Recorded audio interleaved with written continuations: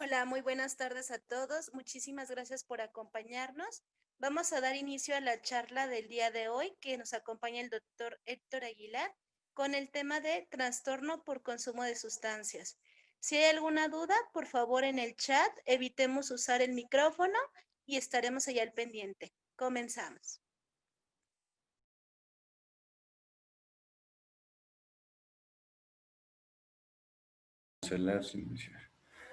Hola, muy buenas tardes. Soy el doctor Héctor Aguilar. Un gusto tenerles a todos por acá. Muy buenas tardes. Espero que ustedes y sus familias gocen de buena salud. El día de hoy charlaremos al respecto del tema trastorno por consumo de sustancias. Espero que la información que voy a brindarles les sea de mucha utilidad. Hacia el final de la presentación daremos tiempo para poder aclarar algunas dudas. Les comento que como la presentación está dirigida a todo público, vamos a tratar principalmente generalidades, pero el plan será continuar ya con temas más específicos en algunas sesiones próximas. Verdaderamente es un placer tenerles a todos aquí. Gracias por participar de esta charla. Pueden ir haciendo anotaciones y lo que consideren pertinente. ¿De acuerdo? Bien, pues comenzamos entonces con la charla. El tema, como he mencionado, será el trastorno por consumo de sustancias.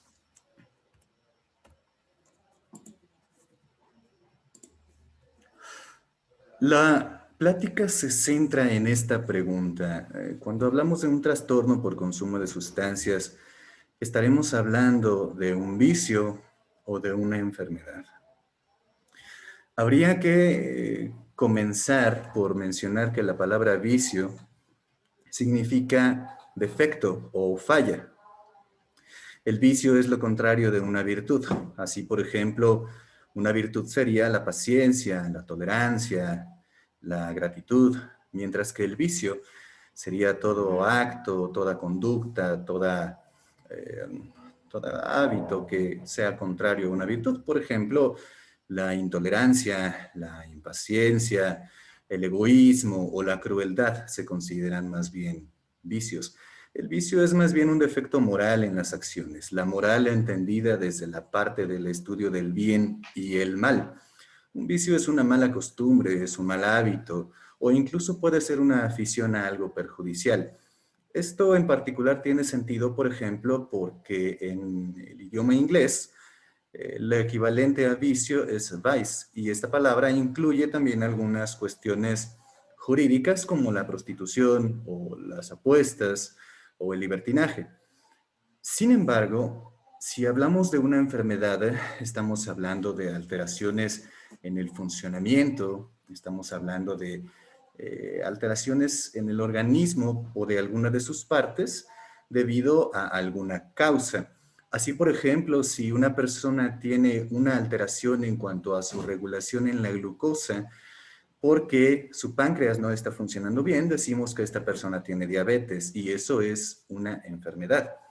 Si pensamos, hace 2 días tuvieron una charla con respecto a la depresión. Si hablamos de una persona que tiene alteraciones en su pensamiento, en sus sentimientos, que está triste la mayor parte del día, que no tiene energía, que no tiene interés, que tiene dificultad para disfrutar las cosas, podría hablarse más bien de una depresión, de una enfermedad y no de un vicio.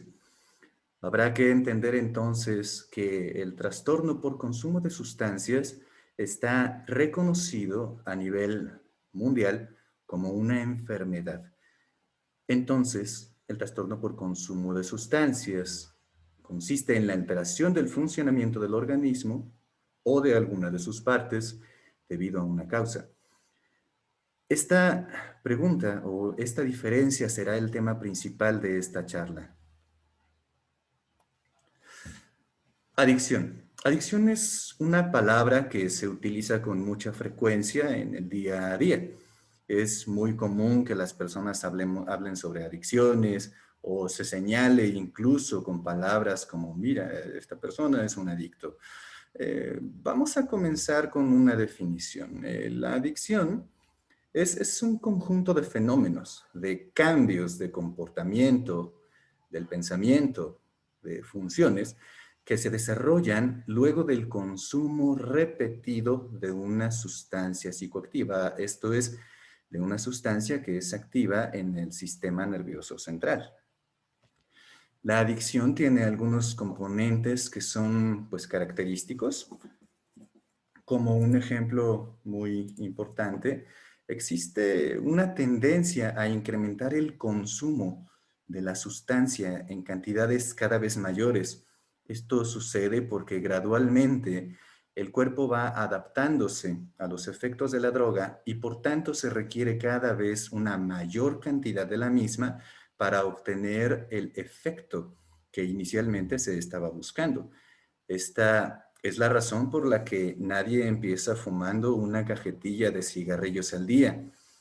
Se inicia generalmente con un cigarrillo que genera dolor de cabeza, tos, náuseas, pero conforme pasa el tiempo, esos efectos adversos ya no se presentan.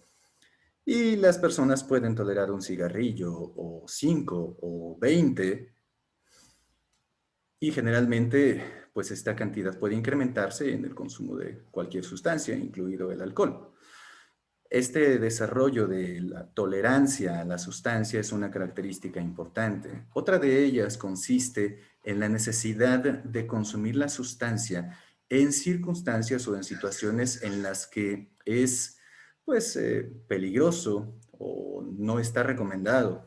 Incluso se puede consumir a pesar de saber que existen algunos efectos adversos o algunas situaciones en contra. Por ejemplo, en el embarazo. Por ejemplo, cuando ya se sabe que hay alguna complicación médica o alguna enfermedad, pues que contraindique el consumo de la sustancia. Otra característica relevante en el trastorno por consumo de sustancias es que una vez que las personas se han habituado al consumo, que consumen mayores cantidades, que lo hacen aún en situaciones adversas, pues cuando dejan de consumir bruscamente, se sienten físicamente, emocionalmente muy mal, el llamado síndrome de abstinencia. Muy evidente, por ejemplo, cuando las personas beben grandes cantidades de alcohol y súbitamente suspenden el consumo. Podemos encontrar una resaca con más o menos síntomas dependiendo de la gravedad de la intoxicación. El proceso de la adicción lleva tiempo. El proceso de la adicción tiene características.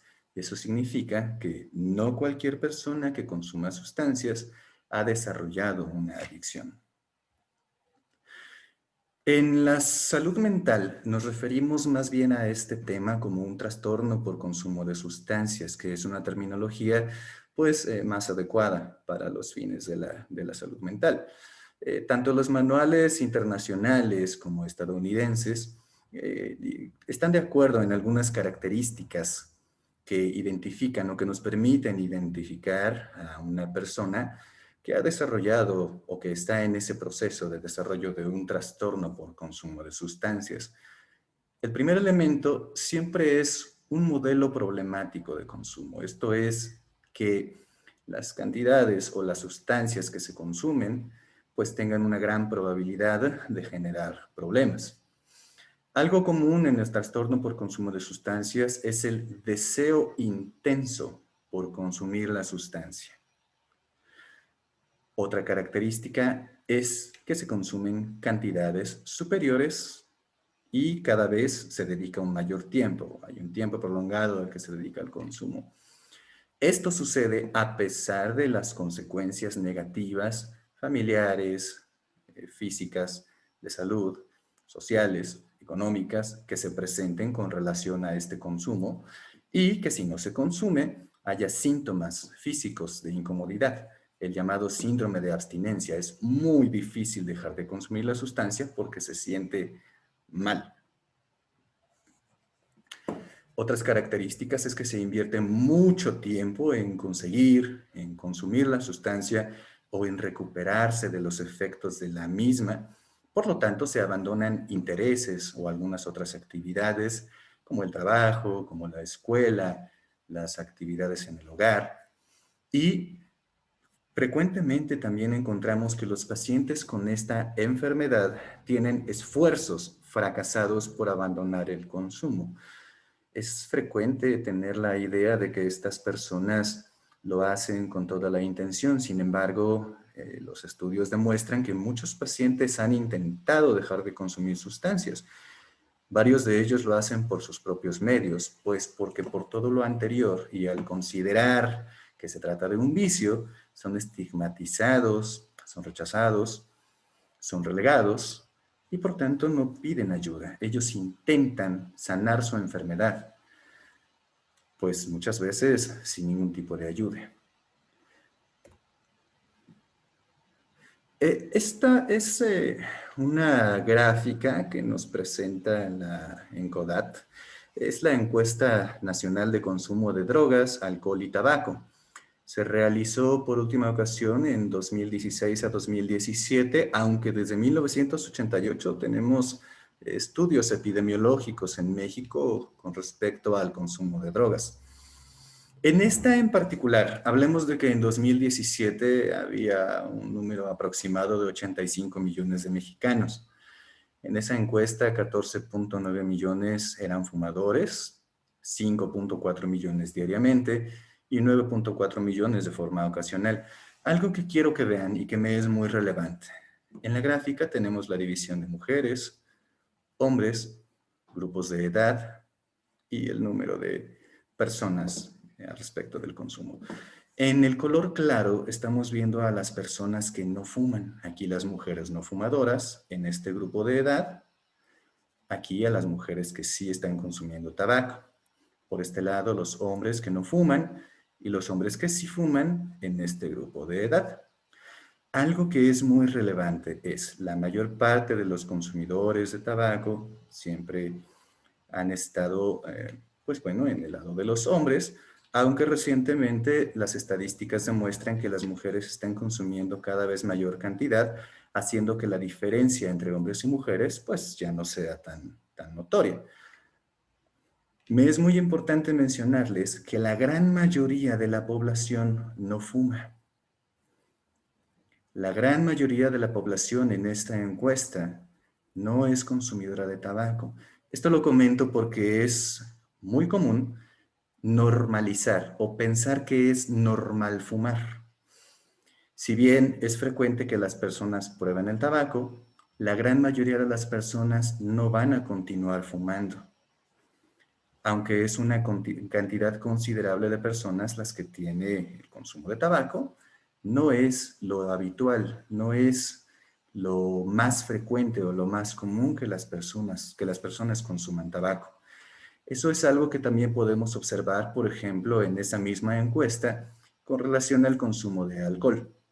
En ese mismo año de 2017, el 0.8% de los jóvenes de 12 a 17 años, el 2.5% de las personas de 18 a 65 años y el 2.2% de las personas en México, en ese tiempo casi 2 millones de personas, 1.870 millones de personas, tenían un problema de dependencia al alcohol, esto es, necesitaban físicamente consumir alcohol.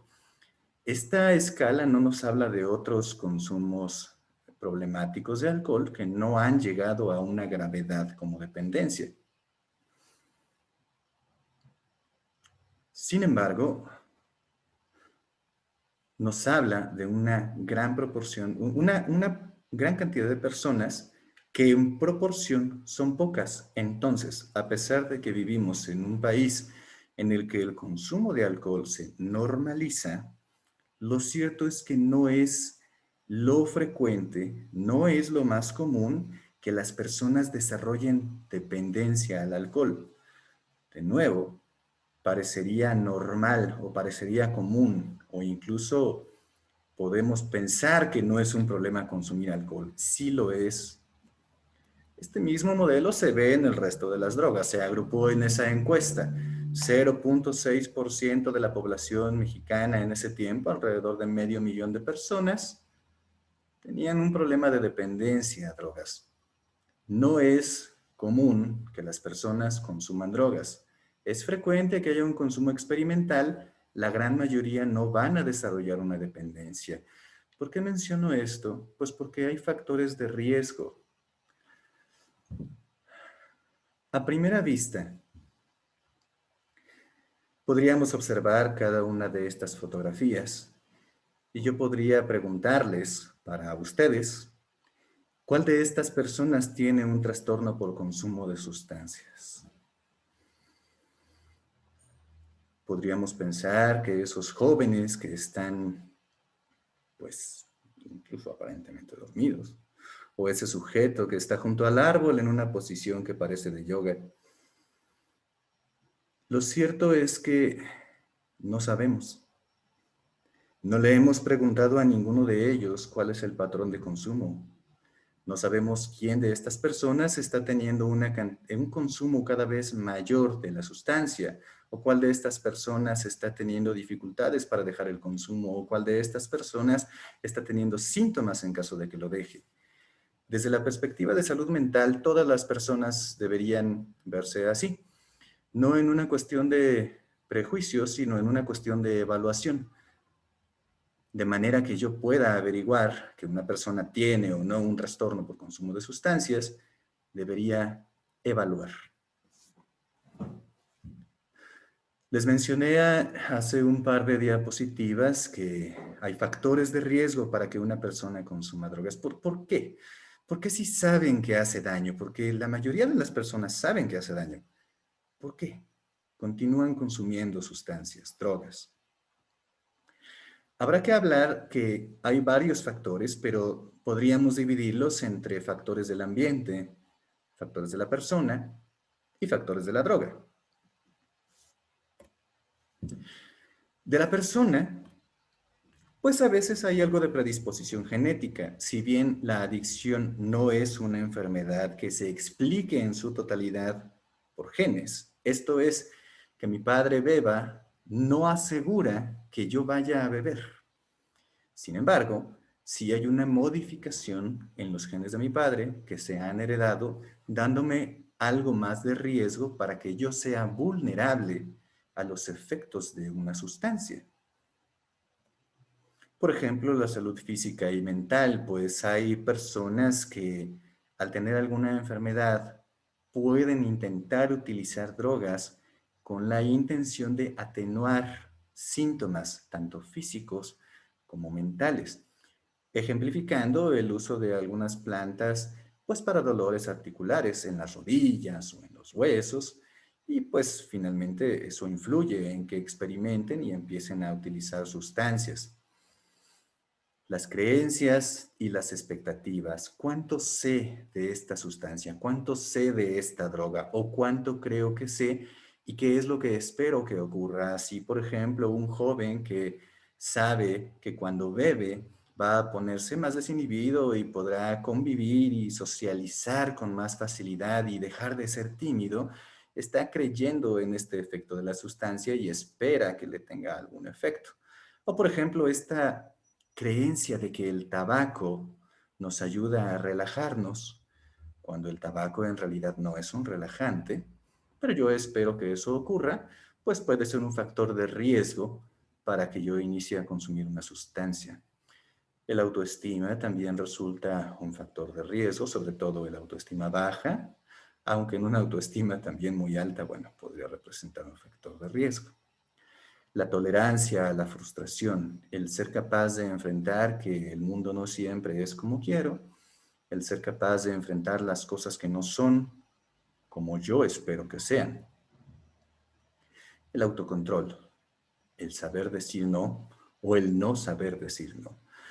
Habrá que notar que si estos factores que están enumerados aquí los circular en rojo, pues serían factores de riesgo si tengo una predisposición genética, mala salud física y mental, poca creencias, expectativas irreales, poca información, baja autoestima, baja tolerancia a la frustración o pobre autocontrol. Pero si lo circundáramos de un color verde, donde tengo una buena autoestima, buena tolerancia a la frustración, sé decir no, mis creencias, mis expectativas están fundamentadas en información, mi salud física y mental son algo de lo que cuido y estoy trabajando para disminuir esa predisposición genética con buenos hábitos, estaríamos hablando más bien de factores de protección, que desde la persona reducirían el riesgo de que se inicie un consumo de sustancias. Desde el ambiente podemos hablar de que la familia es un factor muy relevante.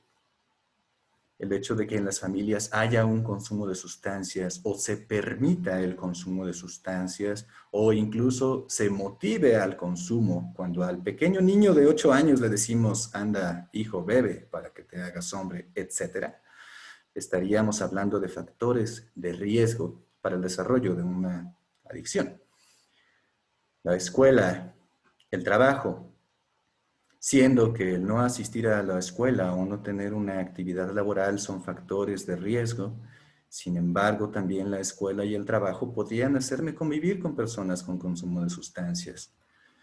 La sociedad como tal, permisiva, que normaliza, que tolera, que acepta el consumo de sustancias en personas vulnerables, jóvenes, el acceso a las sustancias, a veces de la familia incluso, los amigos, los compañeros, la influencia que ellos ejercen sobre una persona y otros factores culturales, de nuevo, podrían representar factores de riesgo o factores de protección. Y finalmente, en donde voy a ahondar un poco más, tiene que ver con la droga en sí. Las drogas específicamente, cada una tiene factores, tienen ciertas áreas en las que producen más o menos daño, la cantidad de consumo, el tiempo de consumo. Mayor cantidad, mayor tiempo de consumo, pues se espera que generen más daño. La combinación de drogas es un factor bastante frecuente que genera casi siempre la multiplicación del daño. Por ejemplo, es común que las personas que han consumido mucho alcohol traten de quitarse los efectos del alcohol con cocaína o con grandes cantidades de café. Eso en realidad no neutraliza los efectos de la droga. Eso multiplica los efectos de la droga. En el cuerpo, 2 más 2 pueden ser 8. Al combinar drogas, el trabajo que al cuerpo le cuesta metabolizar esas drogas, manejar esas drogas, es mayor. Por tanto, se incrementa el daño de las mismas. La vía de administración, si hablamos de que hay drogas que pueden tomarse, inyectarse, fumarse, snifarse, etcétera, incluso algunas que pueden absorberse a través de la piel, y las complicaciones que estas drogas generan. Los factores del ambiente, los factores de la persona y los factores de la droga serían los principales. Hay muchos más de los que he puesto en esta presentación. Y ahora, esta es una pregunta relevante, porque les he hablado mucho acerca de la adicción, mucho acerca del trastorno por consumo de sustancias, mucho acerca de las drogas. Les pido que tomen un minuto y reflexionen qué es una droga. ¿Es una cosa malvada? ¿Es algo que genera el narco? ¿Qué es una droga? Vivimos en un mundo de drogas. Droga, de acuerdo con la Organización Mundial de la Salud, es toda sustancia o mezcla de sustancias que no necesito para vivir y que introducida en un organismo vivo puede modificar una o varias de las funciones. Toda sustancia que no necesito para vivir y que modifica funciones. Entonces les pregunto, ¿qué sucede cuando la gente toma alcohol? Pues se marea y habla raro y se tambalea y se cae y se pone eufórico y luego pelea. Y luego se duerme y luego vomita. Esas son modificaciones en las funciones de un organismo vivo a través de una sustancia que no se necesita para vivir. Entonces, el alcohol es una droga. Cuando la gente fuma, generalmente se concentran más o se relajan y esas son modificaciones en un organismo vivo con una sustancia que no se necesita para vivir. Por tanto, el tabaco es una droga. Cuando la gente fuma marihuana, La gente se pone alegre y se apacigua y caminan más lento, y esos son cambios en un organismo vivo con una sustancia que no se necesita para vivir. Por tanto, la marihuana es una droga. Vivimos en un mundo de drogas. ¿Qué sucede cuando una persona toma un medicamento herbolario, un tecito, para quitarse el dolor de cabeza o el dolor de estómago? Esas son modificaciones en funciones en un organismo vivo con una sustancia que no se necesita para vivir. Entonces, los herbolarios, los tecitos, ¿pueden ser drogas? De acuerdo con esta definición, sí. Entonces, cuando la gente toma una aspirina para quitarse el dolor de cabeza o para mejorar su circulación, son modificaciones en un organismo vivo a través de una sustancia que no necesito para vivir. ¿Entonces la aspirina es una droga? Sí. A lo que quiero llegar con esta diapositiva es que droga no significa maldad. Las drogas son sustancias que modifican funciones y que no necesito para vivir. ¿Qué es lo que nos preocupa entonces? Nos preocupan las drogas de abuso. Las drogas que alteran la mente. Las drogas que inducen a las personas a repetir su consumo porque generan placer. Las drogas que no tienen una indicación médica o que si la tienen, pueden utilizarse con fines fuera de un tratamiento. Por ejemplo, la cocaína altera la mente, induce a que las personas la vuelvan a consumir porque genera placer y no tiene una indicación médica. Estas son las drogas que nos preocupan y estas son las que generan el trastorno por consumo de sustancias. ¿Es posible generar un trastorno por consumo de sustancias con drogas de indicación médica? Sí. Si en el último punto hablamos de que tienen una indicación médica, pero se utilizan con fines más allá del tratamiento, por ejemplo, pastillas que son para dormir, que en realidad no son para dormir, que puedo utilizarlas más allá de la indicación que me han dado, pues porque se siente bien, porque generan placer y porque alteran la mente, tenemos la posibilidad de desarrollar un problema. Y esa es la razón por la que no es adecuado automedicarse.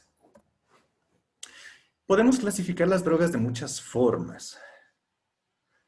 Podemos pensar desde la perspectiva legal en que son legales o ilegales, o en que algunas drogas serán naturales o de producción en laboratorio, sintéticas, pero algo que nos es muy relevante en la salud mental es el efecto, porque hay drogas estimulantes que aceleran el ritmo cardíaco, que aceleran el pensamiento, que aumentan la energía, que quitan el sueño, que todo lo aceleran. O hay drogas que son depresoras porque hacen que todo funcione más lento, el pensamiento se hace lento, los movimientos y todo se vuelve más torpe. O hay drogas que generan alteraciones en cómo veo, en cómo escucho, en cómo siento y se mezclan y se altera el tiempo y el espacio y la percepción, los alucinógenos. Y entonces tenemos aquí un montón de drogas en la pantalla.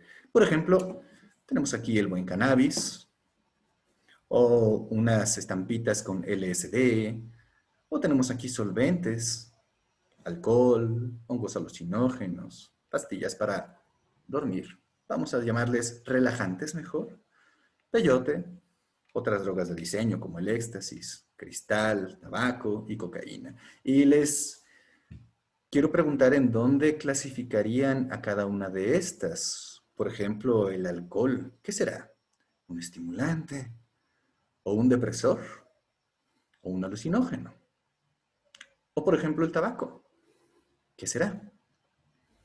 ¿Un estimulante? ¿O un depresor?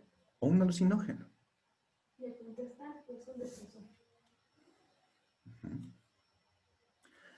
Muy bien. Ya organizando estas cosas, resulta que la cocaína es un estimulante, porque como les expliqué, acelera el pensamiento, aumenta el ritmo cardíaco, la gente no duerme, están muy acelerados. Espera un momento, ¿cómo que el tabaco es un estimulante? A ver. Pero doctor, eso no es así, porque cuando yo fumo me relajo. En realidad no. El tabaco no es un relajante. El tabaco es un estimulante. Debo decirles que no es normal relajarse con el tabaco. Lo normal con el tabaco es que duela la cabeza de asco y mareo. Cuando la gente se empieza a relajar con el cigarro, probablemente es porque están desarrollando cierta tolerancia al tabaco. En realidad el tabaco es un estimulante. El cristal es un estimulante y otras drogas de diseño, como el éxtasis, por ejemplo, son estimulantes. Entre los depresores que hacen que el funcionamiento sea lento, que sea torpe, tenemos el alcohol. Espera un momento, doctor, ¿me estás diciendo que el alcohol es un depresor? Sí. ¿Pero por qué entonces el alcohol se bebe para olvidar las penas? ¿O se bebe para celebrar? Sí, porque el alcohol hace que el pensamiento y las funciones se hagan más lentas. Y casi siempre lo primero que se inhibe con el alcohol, o lo primero que se hace lento, pues es el autocontrol. Y por eso nos da esa sensación paradójica de sentirnos felices y estimulados. En realidad es un depresor. Al final de la fiesta, la mayoría de la gente que más ha bebido terminan tirados en el suelo y escuchando a Paquita, la del barrio. Tenemos las pastillas para dormir o los relajantes, los solventes y el cannabis. Espera, doctor, no es cierto, porque cuando la gente fuma cannabis se pone muy feliz. En realidad es el mismo efecto paradójico que estamos encontrando con el alcohol. El cannabis es un depresor del sistema nervioso central. La gente está más lenta, en general, funcionan, se mueven, piensan más lento. Y así los alucinógenos como el peyote, el LSD o los llamados hongos alucinógenos. ¿Qué sucede? Con las drogas actúan en un sistema de recompensa. Hace algunos años, 1954, se hizo un estudio, un experimento de laboratorio en el que se puso un electrodo en el cerebro de esta ratita. Ese electrodo estimulaba cuando la ratita pisaba esta palanca, daba una pequeña descarga eléctrica en una zona que hacía a la ratita sentir placer. Resulta que la ratita llegó a estimular 2000 veces por hora esa palanca para estimular constantemente esa zona de placer en su cerebro. Y cuando hacía eso, la ratita ignoraba la comida, ignoraba el agua, el sexo, ignoraba otros estímulos que son necesarios para vivir. Y después complicaron el experimento. Esta superficie le pusieron choques eléctricos, pues la ratita ignoraba incluso este dolor y este estímulo adverso con tal de continuar percibiendo este placer. El ser humano tiene también un sistema de recompensa en su sistema nervioso. En el cerebro es bastante más complicado que el de la ratita, pero finalmente tenemos un sistema de recompensa que se modifica por el consumo de las drogas. Por ejemplo, aquí tenemos una gráfica donde podemos medir qué niveles de un neurotransmisor, de una sustancia que genera placer en el cerebro, se liberan ante diferentes estímulos. Por ejemplo, tenemos el alimento, el sexo, el alcohol, la nicotina, la morfina o la cocaína. Tenemos aquí, por ejemplo, el alimento genera un pulso de esta sustancia, me hace sentir muy bien y después de poco menos de 2 horas, bueno, este pulso ha vuelto a la normalidad y ya no sentí placer por la comida. Si lo comparamos, por ejemplo, con alcohol, que es esta línea amarilla, vemos que la cantidad de placer que genera el alcohol es muy superior. La cantidad de placer que genera el alcohol es muy superior a la cantidad de placer que genera el alimento y es mucho más duradero que el alimento. Y si nos vamos de una vez hacia la cocaína, que es esta línea morada, la cantidad de sustancia que se libera generando placer es brutal. Es una cantidad enorme comparado, por ejemplo, con el alimento. Es mucho mayor y es mucho más duradera que el alimento. Y esta es la razón por la que al alterarse el sistema de recompensa, las personas pueden ignorar el alimento, el sexo y algunos otros estímulos que también generan pues cierta recompensa, pero no podrían competir contra esto. En esta gráfica no estamos observando, por ejemplo, el efecto del cristal, de la metanfetamina. Y eso es porque nos haría falta mucha gráfica. La cantidad de sustancias que se libera es una brutalidad, es enorme. Necesitaríamos otra pantalla para ponerles la gráfica y esto ya no sería visible. Es inmesurable, no es posible. El trastorno por consumo de sustancias genera graves daños en este sistema de recompensa. Y esa es la razón por la que estas personas que han desarrollado esta enfermedad pueden ignorar incluso eventos adversos y sus actividades, sus responsabilidades, sus intereses habituales. No se limita al sistema de recompensa, pues tendremos daños en los pulmones, sobre todo con los humos. Y con los humos me refiero al tabaco, al cannabis, pero también, por ejemplo, a los medicamentos que se snifan, como sería la cocaína. El cristal también es un medicamento que puede snifarse, o puede fumarse, o puede inyectarse, o puede tomarse. Y hay muchos daños en la circulación con una buena cantidad de estas drogas. El cerebro es un área, es un órgano que necesita de una muy buena circulación. Entonces, el consumir drogas genera frecuentemente daños como infartos o hemorragias en el cerebro. Los riñones pueden sufrir un daño directo o indirecto cuando se daña la circulación de los mismos. El corazón es un medicamento que frecuentemente sufre consecuencias por el consumo de alcohol, de tabaco, de cocaína, de anfetaminas, etc. ¿Pero por qué de tabaco? Si no me lo inyecto. Porque después de entrar a los pulmones, es captado para la circulación, para que llegue hasta nuestro cerebro y evidentemente pasará por el corazón. El tabaco es una causa muy frecuente de infartos. Lesión en el hígado, pues el hígado es el encargado de transformar esas sustancias extrañas, tóxicas, en algo para que puedan salir del cuerpo.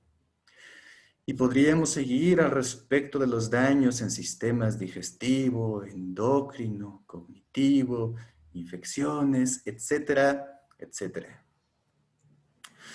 Pero no solo nos limitamos al cuerpo, pues hay complicaciones económicas, familiares, legales y una buena proporción de muertes prevenibles se deben al trastorno por consumo de sustancias. Podríamos pensar que este conductor venía bajo el efecto de una droga, o podríamos pensar que la persona que conducía este auto no iba bajo el efecto de una sustancia, pero que tuvo la mala fortuna de encontrarse con otra persona que sí estaba bajo efecto de la droga. Los costos sociales son enormes. Entonces, ¿qué hacemos? Para hablar al respecto de qué hacer con una persona que tiene un trastorno por consumo de sustancias, quiero retomar el tema de la familia.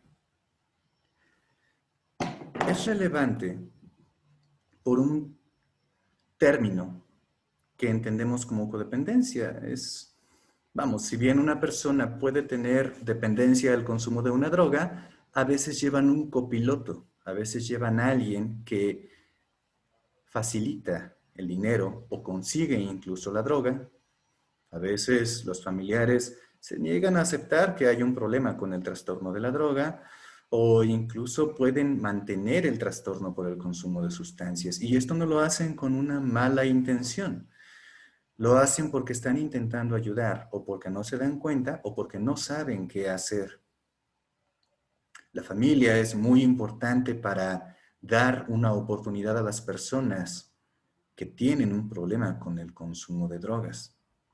Si estas personas, si la familia logra aceptar que hay un problema y por tanto, en lugar de conseguir la droga o facilitar el dinero, consigue ayuda y ofrece alternativas, entonces ya no estaría manteniendo, ya no estaría perpetuando el trastorno por consumo de sustancias, ya estaría contribuyendo más bien para intentar una recuperación. La familia es muy importante en la recuperación de una persona que desea o que tiene más bien un problema de consumo y que puede intentar algo diferente. Si una persona con un trastorno por consumo de sustancias inicia tempranamente un tratamiento, podemos esperar más que de alguien que lleva 40 años consumiendo alguna droga y que tiene un daño muy grave. Si una persona tiene motivación para hacer un cambio, está interesada, acepta la ayuda, es más probable que podamos hacer algo por esta persona. Es muy difícil trabajar con una persona que aún no tiene motivación, pero aún así siempre hay algo que ofrecer. El apoyo psicosocial, el apoyo de la familia, el apoyo de las instituciones, el apoyo social puede hacer que esta persona tenga más probabilidades de lograr una recuperación en el consumo. Hay múltiples alternativas, muchas alternativas que pueden ofrecerse para intentar ayudar a una persona que tiene esta enfermedad, un trastorno por consumo de sustancias que ha modificado sus funciones. Desde grupos de autoayuda, donde personas que tienen el mismo problema, que han logrado superarlo, comparten sus experiencias y mutuamente se apoyan para tratar de mantener el mayor tiempo posible libre de consumo de sustancias, hasta algunas intervenciones ya muy específicas como terapias psicológicas individuales que pueden ayudar a la persona a identificar las situaciones que le llevan a consumir, a crear planes para estar listos y poder prevenir nuevos consumos. Existen algunos tratamientos médicos, tratamientos psicológicos y de diferentes índoles para intentar ayudar a las personas. Contrario a la creencia de que las medicinas para los trastornos mentales y las adicciones causan efectos negativos en el cerebro, las medicinas promueven factores protectores del cerebro y ayudan a su restablecimiento. Las medicinas que utilizamos para los trastornos por consumo de sustancias no lo curan todo. No pueden reparar en su totalidad los daños por las drogas, pero sí pueden promover la recuperación de todo lo que se pueda recuperar en el sistema nervioso. Para que estos medicamentos funcionen, siempre tenemos que apostar porque el paciente logre dejar su consumo y apegarse a un tratamiento médico que, insistiré, no cura todo, pero puede ayudarles. Es común la creencia de que las medicinas hacen más daño, de que las medicinas dañan hígado, riñones. Lo que intentamos es ayudar. Y debemos tomar en cuenta que el paciente ya tiene algunos daños por el consumo de las drogas. Entonces, adjudicarle los daños a las medicinas cuando claramente las drogas generan daños, bueno, puede parecer un poco apresurado. Las medicinas son un complemento al lado de las terapias psicológicas, las terapias psicosociales, de ayuda mutua y otras medidas terapéuticas. AFAPE León, por ejemplo, brinda apoyo también en adicciones, tanto con terapias psicosociales, medicamentos, etcétera, de manera individualizada. Pero evidentemente lo primero que hay que hacer es buscar ayuda, lo que esté cerca, lo que esté disponible. Lo importante es ofrecer ayuda al paciente. Lo importante es acompañar al paciente. ¿Existe la probabilidad de que un paciente se recupere? Así es.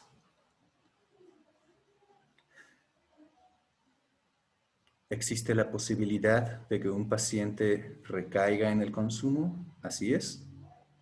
Nuestro trabajo será comprender que estamos hablando de una enfermedad, de una alteración en el sistema nervioso. Nuestro trabajo será comprender que no se trata de un vicio, sino de algo que amerita apoyo.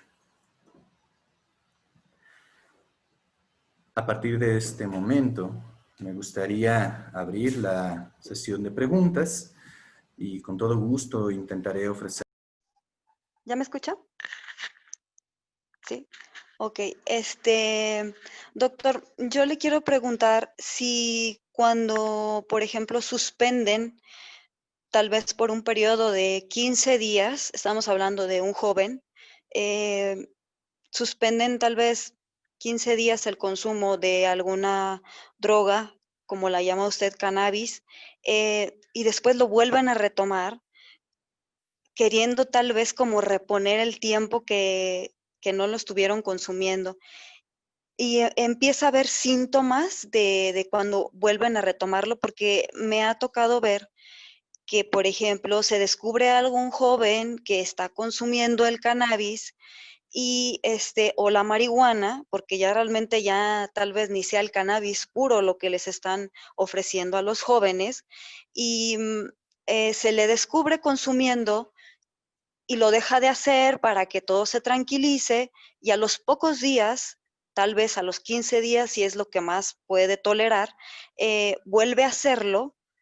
Su cuerpo de alguna manera, no sé si la palabra sea correcta, se desacostumbra, vuelve a consumir y empieza a tener un síntoma como de vómito, vómito inexplicable de repente, y ese podría ser un síntoma de que volvió a consumirlo.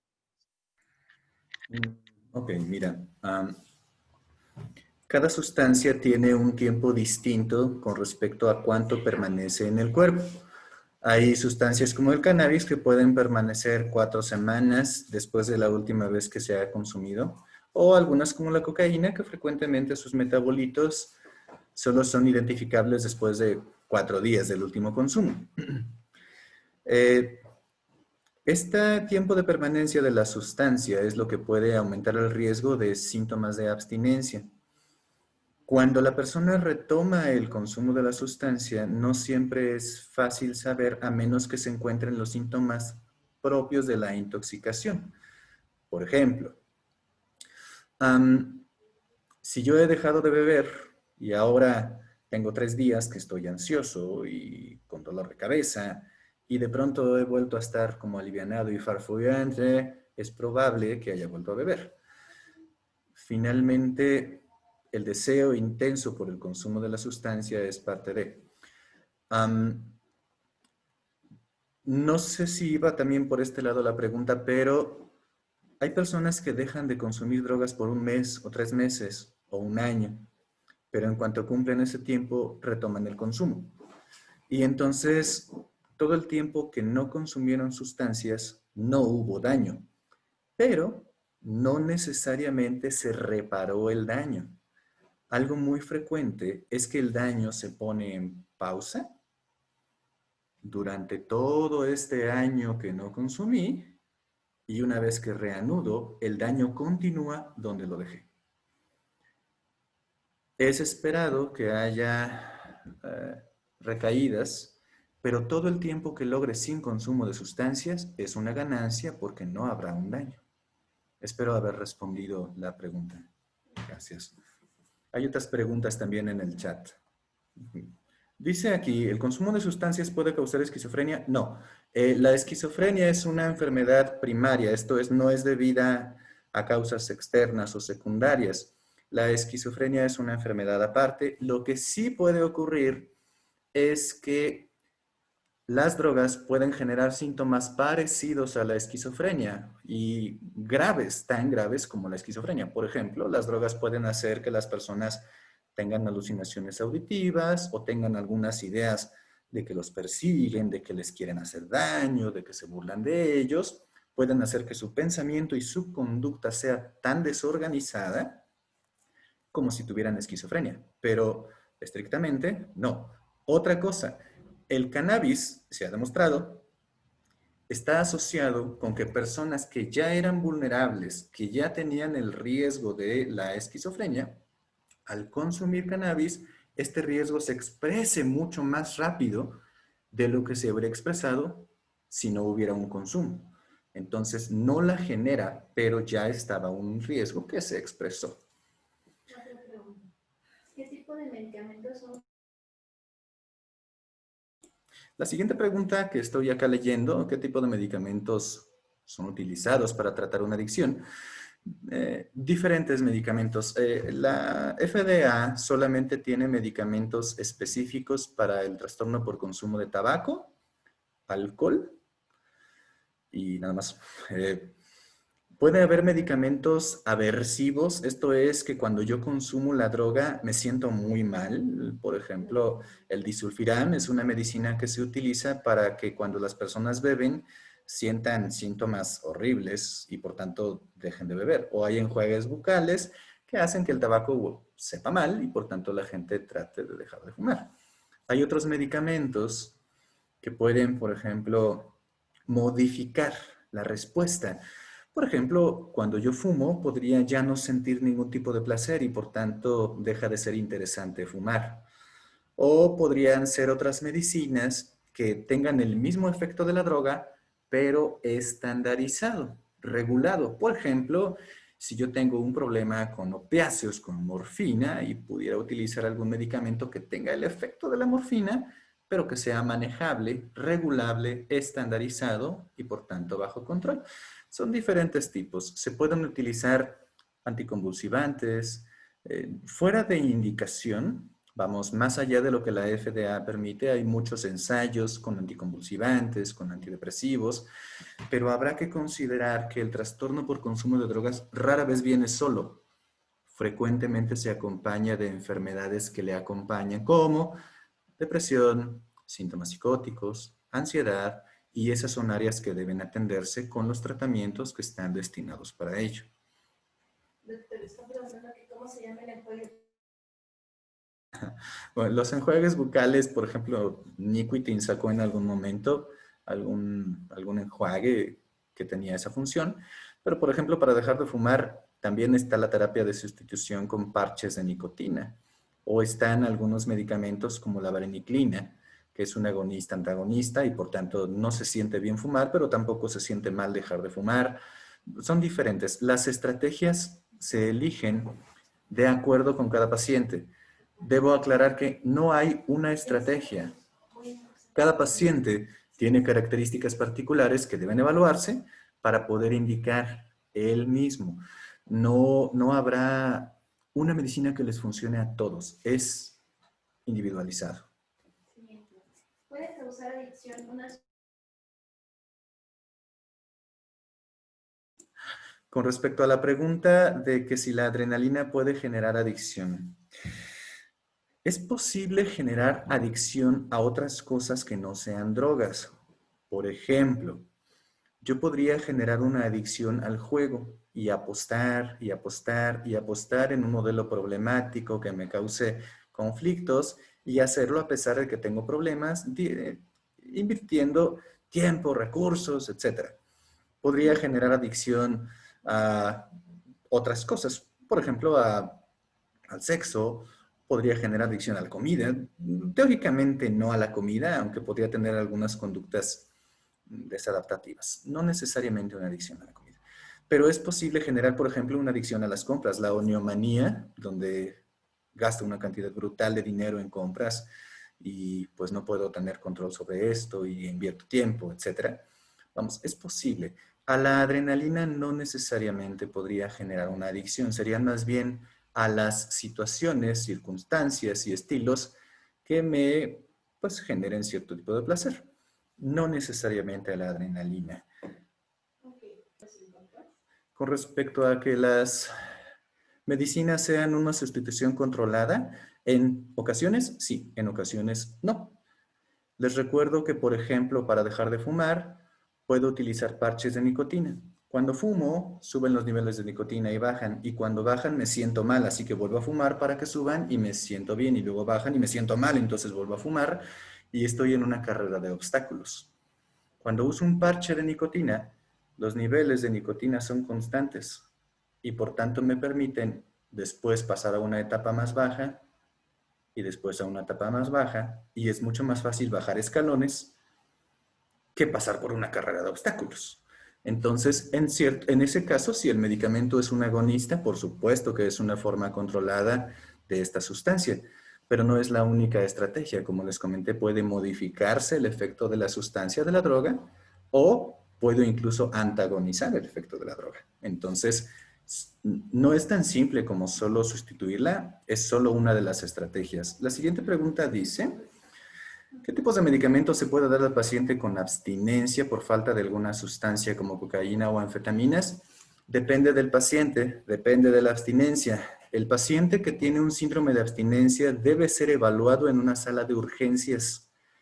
No puede ser atendido así como así, ni con remedios, ni con pozolito, ni con chilaquiles. Debe ser atendido en una sala de urgencias. Los síntomas de abstinencia de ciertas sustancias pueden ser tan graves como convulsiones o muerte. Entonces, si hablamos de cocaína o anfetaminas, dependerá de la abstinencia. Lo más común con ellos es que se encuentren en un grado importante de agitación, en cuyo caso hay medicamentos que se utilizan con supervisión médica y control para poder intentar ayudar a estos pacientes. Es variado, pero generalmente, insistiré, debería ser llevado en un medio controlado, en una clínica. ¿Qué nos puede decir al respecto de las llamadas drogas psicológicas? ¿Es un concepto real o es un concepto social? Las drogas psicológicas. La droga es una sustancia que no necesito para vivir y modifica funciones en un organismo vivo. Las drogas psicológicas parece más bien un concepto social. ¿Es posible generar una adicción a estas? Sí, como es posible generar adicción a otras cosas que no sean drogas. Podría generar una adicción a drogas visuales, por ejemplo, donde hace unos pocos años se pusieron de moda algunos videos en internet que combinaban luces y audios. Es posible, por supuesto que es posible, aunque los mecanismos no son los mismos que se utilizarían para la adicción a una droga. Gracias, doctor Juárez, por la felicitación. Gracias también a 996 por la felicitación.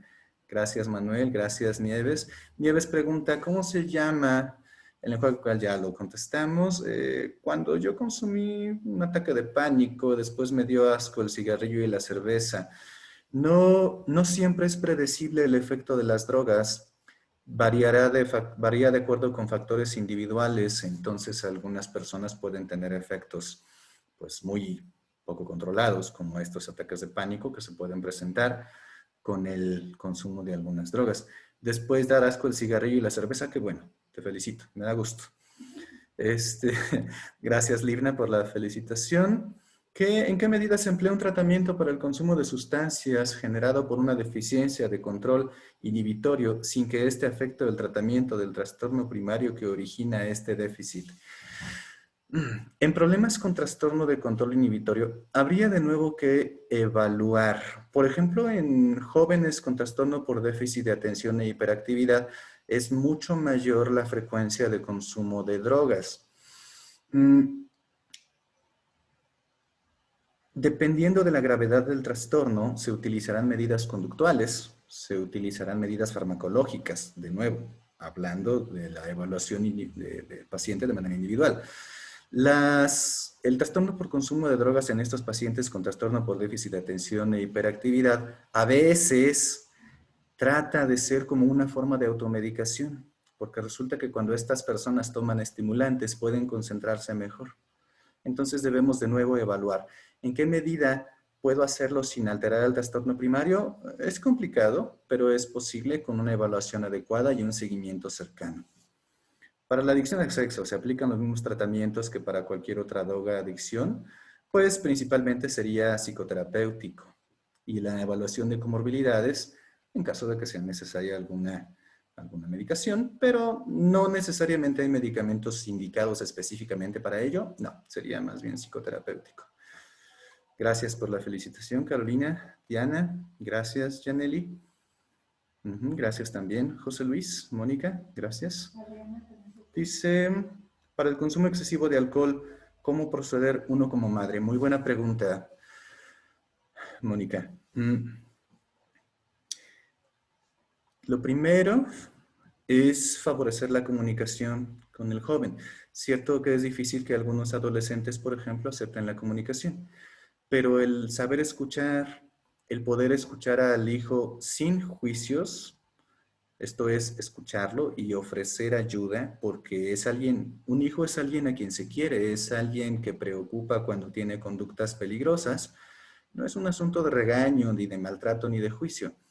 Como madre puede acercarse tal vez de inicio con un orientador, tal vez un terapeuta, centros Nueva Vida, donde puedan ayudarle a tomar más información y tal vez estrategias sobre cómo acercarse a este joven. Finalmente, el ofrecer apoyo, el explicar por qué les preocupa y qué es lo que se le puede ofrecer, puede ayudar a que este joven tenga alguna ayuda. La Secretaría de Salud ofrece algunos espacios, hay instituciones como FAPE que ofrecen espacios también, se les puede ofrecer una evaluación. Falta agradecerle a Adriana. Adriana, gracias también por los comentarios. Qué bueno que haya estado toda la familia presente. Muy bien. Si hay más dudas, aún tenemos unos cuantos minutos y me encanta responder dudas. Bien, planeamos ofrecer una segunda charla ya más específica. Me gustaría en una próxima ocasión hablar en particular del alcohol, hablar en particular del tabaco, hablar en particular de cannabis, hablar en particular de cocaína, dándoles información más específica sobre cuáles son las principales consecuencias que se están presentando por estas sustancias y cuáles son, pues vamos, algunas de las estrategias que podemos intentar ayudar. Entonces, les agradezco mucho, enormemente que hayan estado presentes en esta charla. Gracias por las preguntas, gracias por la atención. Ha sido verdaderamente un gusto poder compartirles y espero que les sea de utilidad. Espero también que tengan muchas dudas, que estén interesados en... muy buena pregunta, Janely, gracias. Qué gusto saludarte además. ¿Hay datos que revelen si se ha aumentado el consumo de drogas por la pandemia? Para estos datos se esperaría pues, que se haga una encuesta nacional. Lo que sí puedo compartirte es que, por ejemplo, aquí en AFAPE hemos tenido un incremento hasta el 45% de pacientes que acuden por un trastorno por consumo de sustancias durante la pandemia. Basado en las estadísticas que se generan en AFAPE, podría responderte que sí, sí hay datos que revelan que hay un incremento.